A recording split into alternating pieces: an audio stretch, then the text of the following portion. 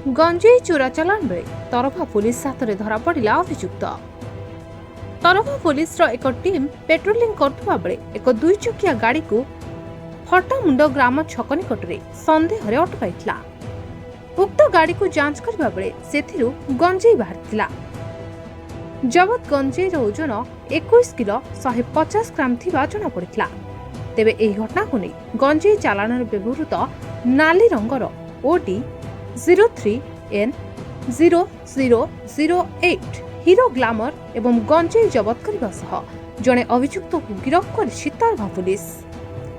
ଗିରଫ ଅଭିଯୁକ୍ତ ଜଣକ ତରଫା ଥାନା ଅନ୍ତର୍ଗତ ପଣ୍ଡକିମାଲ ଗ୍ରାମର ବିଶ୍ୱନାଥ ସାହୁ ବୋଲି ଜଣାପଡ଼ିଛି। ଅଭିଯୁକ୍ତର ଡାକ୍ତରୀ ମାଇନା କଲା ପରେ କୋର୍ଟ ଚାଲାଣ କରାଯାଇଥିବା ତରଫା ଥାନା ଅଧିକାରୀ ଅନିତା କିଟୋ ସୂଚନା ଦେଇଛନ୍ତି। Bureau report, media voice.